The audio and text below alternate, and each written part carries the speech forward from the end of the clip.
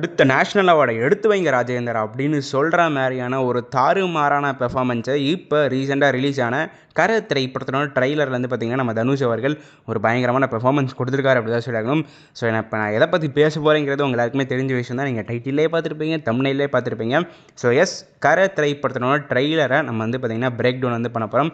So அந்த trailer மூலிமா plus அவங்க ஆல்ரெடி பார்த்தீங்கன்னா பொங்கலுக்கு டீசர்னு ஒன்று ரிலீஸ் பண்ணாங்க. அந்த டீசர் மூலிமா இந்த கதையை பார்த்தீங்கன்னா நம்ம லைட்டாக டீகோட் பண்ண போகிறோம். ஸோ அதை பார்த்தா முக்கியமாக இந்த வீடியோ டிஸ்கஸ் பண்ண போகிறோம். ஸோ அதே மாதிரி பார்த்திங்கன்னா இப்போ கோலிவுட் ரசிகர்கள் எல்லாருமே பார்த்திங்கன்னா ஒரு சைடு கருப்பு படத்துக்கு வெயிட் பண்ணிட்டுருக்காங்க, இன்னொரு சைடு பார்த்திங்கன்னா ஜனநாயகன் படத்துக்கு வெயிட் பண்ணிட்டுருக்காங்க. பட் நம்ம விக்னேஷ் ராஜ் அவர்கள் ஏப்ரல் 30 சைலண்ட்டாக ஒரு சம்பவத்தை பண்ண போகிறாரு. அதுதான் கர திரைப்படம். ஸோ முடிஞ்ச அளவு பார்த்திங்கன்னா உங்கள் ஃப்ரெண்ட்ஸ் அண்ட் ஃபேமிலிக்கு சொல்லுங்க நம்ம தனுஷ் அவர்கள் கரன்னு ஒரு படம் நடிச்சிருக்காரு அப்படின்னு. ஏன்னா அந்த ட்ரெய்லருக்கு சுத்தமாக ரீச்சே கிடைக்கல அப்படி தான் சொல்லிடணும். ஸோ இன்னொரு விஷயம் சொல்ல போனால் ப்ரொடக்ஷன் டீம் படத்தை ப்ராப்பராகவே ப்ரமோட் பண்ணல அப்படி தான் சொல்லணும். ஸோ அதனால் யூஎஸ்ஏ உங்களுக்கு என்னோட கைண்ட் ரிக்வெஸ்ட், நீங்கள் இந்த வீடியோ ஷேர் பண்ணுறீங்களோ இல்லையோ, ஏப்ரல் 30 கரன்னு ஒரு படம் ரிலீஸ் ஆகுது. தயவு செஞ்சு ஃபஸ்ட் டே ஃபஸ்ட் ஷோப்பே பாருங்கள். அந்த மாதிரியான ஒரு தரமான சம்பவத்தை நம்ம விக்னேஷ் ராஜ் அவர்கள் குக் பண்ணியிருக்காரு. ஸோ இப்போ முதலாவதாக பார்த்திங்கன்னா இந்த திரைப்படத்தினுடைய கதையை பார்த்திங்கன்னா நம்ம டீகோட் பண்ணலாம். ஸோ ட்ரெய்லர் எப்படி ஸ்டார்ட் ஆகுதுன்னா நண்பர்களே, ஆக்சுவலி என்னென்னா அந்த 1990ஸ்லாம் பார்த்திங்கன்னா டிவி ஓடலைன்னா ஒரு மாதிரி லைட்டாக கிளிச் ஆகலாம். ஸோ அந்த மாதிரியான ஒரு ஸ்டைல் பார்த்திங்கன்னா இந்த ட்ரெய்லர் ஸ்டார்ட் ஆகுது. அந்த வேல்ஸ் இன்டர்நேஷ்னல் லைட் அப்படியே கிளிச் ஆகி வர மாதிரி அந்த லைட்டாக அந்த டிவியில் ஒழுங்காக ஓடல அப்படின்னா அந்த சவுண்டு ஒரு மாதிரி குறன்னு கேட்கல. ஸோ அந்த சவுண்டோட ஸ்டார்ட் ஆகுது. ஸோ இதில் ஏன் இவ்வளோ முக்கியமாக சொல்கிறேன் அப்படின்னா, அதாவது இந்த கதை 1990 நடக்க போகுது. அதை நம்ம டைரக்டர் அவர்கள் சிம்பாலிக்காக காட்டுற விதமாக இந்த சீன் ஸ்டார்டிங்கில் வச்சிடுறாங்க. ஸோ இந்த சீனோட தான் கதை ஸ்டார்ட் ஆகுது. ஸோ ஸ்டார்டிங்கில் சொல்லிடுறாங்க ஈரானுக்கும் குவைத்துக்கும் வார் நடக்குது, 6 மாதமாக நடக்குதுங்கிறத சொல்கிறாங்க. ஸோ இந்த வாருக்கும் இந்த திரைப்படத்தினுடைய கதைக்கும் ஒரு கனெக்ஷன் நம்ம விக்னேஷ் ராஜ் அவர்கள் கொடுத்துருக்காரு. ஸோ ஆல்ரெடி இன்டர்வியூவில் சொல்லியிருந்தாரு. ஸோ அதை பார்த்திங்கன்னா இப்போ ட்ரைலரில் சொல்லப்படுது. ஸோ ஸ்டார்டிங்லேயே காட்டிட்டாங்க இந்த வாரனால் பார்த்திங்கன்னா உங்களுக்கு இந்த பெட்ரோல் தட்டுப்பாடு இருக்குது, ஆயில் தட்டுப்பாடு இருக்குது அப்படிங்கிறத சொல்கிறாங்க. சொல்லிவிட்டு நம்ம தனுஷ் அவர்களோட என்ட்ரி வருது. நம்ம தனுஷ் அவர்கள் என்ன பண்ணுறாரு அப்படின்னா பேங்க்குக்கு போகிறாரு, பணத்தை திருடுறாரு. அடுத்த நாள் பார்த்திங்கன்னா வேறு ஒரு பேங்க்குக்கு போனார், பணத்தை திருடுறாரு, வராரு. அப்படி எப்படி பார்த்திங்கன்னா ஃபுல்லாக பணத்தையே திருடிட்டு இருக்காரு. ஸோ அதே மாதிரி பார்த்திங்கன்னா நம்ம ட்ரைலரில் இந்த தனுஷ் அவர்கள் சொல்லியிருப்பார், எனக்கு கூரை மேலே ஏறி ஒரு பணத்தை திருட மட்டும் தான் தெரியும், எனக்கு வேறு எதுவுமே தெரியாது. ஒரு கோபத்தோட லைட்டாக பார்த்திங்கன்னா ஒரு எமோஷனோட பார்த்திங்கன்னா அந்த டைலாக் கன்வே பண்ணியிருப்பார். ஸோ நம்ம தனுஷ் அவர்களுக்கு சிம்பிளாக சொல்லணும்னா திருட மட்டும்தான் தெரியும். ஸோ அதே மாதிரி பார்த்திங்கன்னா இந்த திரைப்படத்தில் நம்ம தனுஷ் அவர்களுடைய அப்பாவாக பார்த்திங்கன்னா நம்ம ரவிக்குமார் அவர்கள் நடிக்க போகிறாரு. ஸோ அவரோட கேரக்டர் பேர் பார்த்திங்கன்னா கந்தசாமி. அதே மாதிரி பார்த்திங்கன்னா நம்ம தனுஷ் அவர்களுடைய பேர் கரசாமி.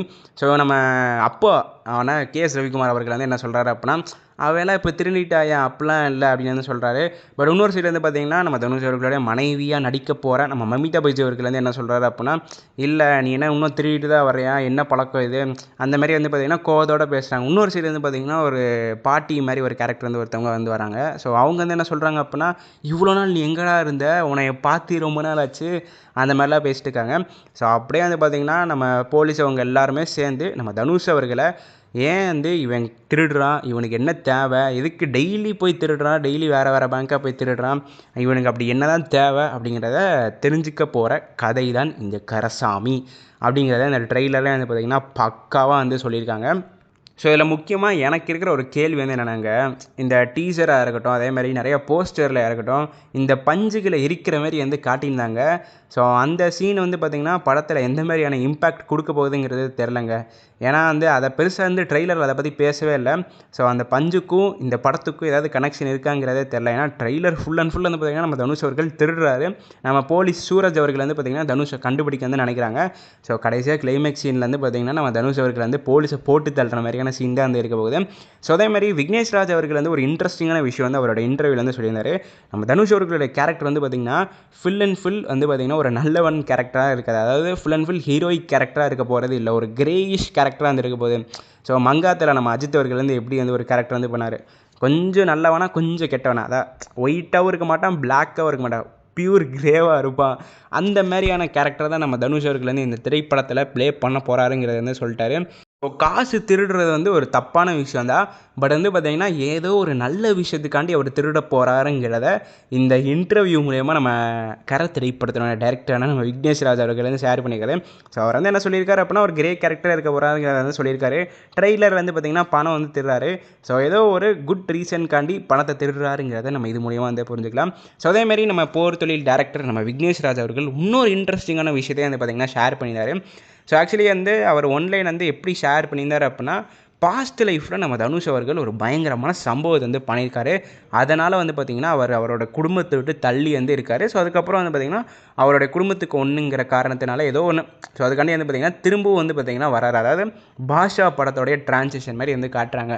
எப்படி நம்ம தலைவர் வந்து பார்த்திங்கன்னா பாஷாவா மாஸா கெத்தாக வந்து இருந்திருப்பாரோ, ஸோ அதுக்கப்புறம் வந்து பார்த்திங்கன்னா அவருடைய குடும்பத்தில் ஒரு சில விஷயங்கள் நடந்த பிறகு மாணிக்கமாக மாறியிருப்பாரோ, ஸோ அந்த மாதிரியான ஒரு கேரக்டராகவும் இந்த கேரக்டர் வந்து இருக்கும்னு சொல்லியிருக்காரு. ஸோ என்னால் இமேஜினே பண்ணி பார்க்க முடியல. Rajini Basha character plus Mankatha Ajith character is equal to நம்ம தனுஷ் கரசாமிங்கிறத கேட்கும் போத எப்போ பயங்கரமான சம்பவமாக தான் இந்த கேரக்டர் பண்ண போகுது அப்படிங்கிறத வந்து இப்போ வந்து என்னால் இமேஜின் வந்து பண்ணி பார்க்க முடியல. ஸோ இப்போ கடைசியாக வந்து பார்த்திங்கன்னா இந்த திரைப்படத்தினே ஒன்லைனை நான் வந்து பார்த்திங்கன்னா டீகோட் பண்ணது வந்து சொல்கிறேன். ஸோ ஏன் வந்து ஸ்டார்டிங்கில் நான் சொல்லலை அப்படின்னா, ஸோ ஸ்டார்டிங்கில் எந்த விஷயத்தை வச்சு நான் ஒன்லைன் டீகோட் பண்ணேங்கிறத வந்து பார்த்திங்கன்னா ஸ்டார்டிங்கில் சொல்லியிருக்கேன். ஸோ இப்போ இந்தந்த விஷயங்களை வச்சு தான் வந்து பார்த்திங்கன்னா என்னுடைய இந்த திரைப்படத்துடைய ஒன்லைன் வந்து பார்த்திங்கன்னா நான் ப்ரிடிக்ட் வந்து பண்ணுறேன். ஸோ ஸ்டார்டிங்கில் வந்து பார்த்திங்கன்னா கல்ஃப் வாரை வந்து பார்த்திங்கன்னா இந்த படத்தில் வந்து கனெக்ட் வந்து பண்ண பார்க்குறாங்க. ஸோ எனக்கு தெரிஞ்சு வந்து பார்த்திங்கன்னா நம்ம தனுஷ் அவர்களுடைய கேங் வந்து பார்த்திங்கன்னா கல்ஃபில் தான் இருக்காங்கன்னு நினைக்கிறேன். ஏன்னா வந்து பார்த்திங்கன்னா ஒரு நாள் ஒரு பேங்க்கில் திருடுறான், இன்னொரு நாள் இன்னொரு பேங்க்கில் திருடுறான் அப்படின்னா அவன் வந்து பார்த்திங்கன்னா ஒரு சாதாரண ஆளாக வந்து இருக்க மாட்டான்.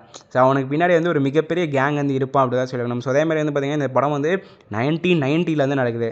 ஸோ நம்ம தனுஷ் அவர்கள் கையில் வச்சிருக்க துப்பாக்கி வந்து பார்த்திங்கன்னா நாட்டு துப்பாக்கி. ஸோ அந்த டைம் பீரியடில் வந்து பார்த்திங்கன்னா இந்த மாதிரி துப்பாக்கி கிடைக்கல, ரொம்ப ரேர் அப்படி தான் சொல்லியாகணும். ஸோ அதனால் ஒரு கும்பலுடைய தலைவானாக தான் நம்ம தனுஷ் அவர்கள் வந்து இருக்கிறதுக்கான அதிக வாய்ப்புகள் வந்துருக்கு. ஸோ அதேமாதிரி நிறைய பேர் வந்து கேட்கலாம், ப்ரோ அந்த நாட்டு துப்பாக்கிலாம் சும்மா கமர்ஷியல் ஆஸ்பெக்டாண்டி வச்சுருப்பாங்கன்னு சொல்லி கேட்கலாம்.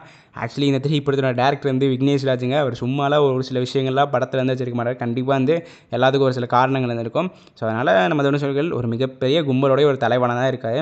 ஸோ அதுக்கப்புறம் வந்து பார்த்திங்கன்னா அவருடைய பாஸ்ட் லைஃப்பில் ஒரு ஃபேமிலி இஷ்யூனால் வந்து பார்த்திங்கன்னா அந்த கேங்கை விட்டு வெளில வந்து வராரு. ஸோ அதுக்கப்புறம் திரும்பவும் வந்து பார்த்திங்கன்னா வில்லன்ஸ்லாம் இவர் அப்ரோச் பண்ண திரும்பவும் வந்து பார்த்திங்கன்னா நம்ம கரசாமி பாஷா மூடுக்கு மாதிரி எல்லோரையும் பூட்டு தள்ளுறத இந்த திரைப்படத்தினுடைய கதை. ஸோ முக்கியமாக வந்து பார்த்திங்கன்னா இந்த திரைப்படத்தினுடைய வில்லன் வந்து பார்த்திங்கன்னா ஜெயராம். ஸோ இது வந்து பார்த்திங்கன்னா நம்ம விகடன் இன்டர்வியூவில் வந்து விக்னேஷ் ராஜ் அவர்கள் கிட்டத்தட்ட இன்டெரக்டாக சொன்னார்னு நினைக்கிறேன். எனக்கு சரியாக தெரில. பட் இவர் தான் சொல்லியிருக்காருங்க, ஜெயராம் அவர்களுடைய கேரக்டர் வந்து பார்த்திங்கன்னா ஸ்லைட்லி வில்லனிஷாக இருக்க போகுது அப்படிங்கிறத சொல்லியிருக்காரு. ஸோ ட்ரெய்லர்லேயே வந்து பார்த்திங்கன்னா பெருசாக அவருடைய போர்ஷன்ஸ் வந்து காட்டல. ஸோ படத்தில் ஒரு சைலண்ட் சம்பவத்தை இந்த கேரக்டர் பண்ண போகுது அப்படி தான் சொல்லிடணும். ஸோ மேபி வந்து பார்த்திங்கன்னா நம்ம ஜெயராம் அவர்கள் தான் கல்ஃப்லேருந்து நம்ம ராமேஸ்வரத்துக்கு வந்து இருக்கலாம். அவர் வந்து பார்த்திங்கன்னா கல்ஃப்லேருந்து இங்கே ராமேஸ்வரம் வந்து வந்திருக்கலாம். தனுஷ் அவர்கள் அதனால வந்து பார்த்திங்கன்னா இந்த பாஷா மூடுக்கு மாறி எல்லா வில்லன்ஸே போட்டு தள்ளுற மாதிரியான போர்ஷனாக தான் இருக்க போது நினைக்கிறேன்.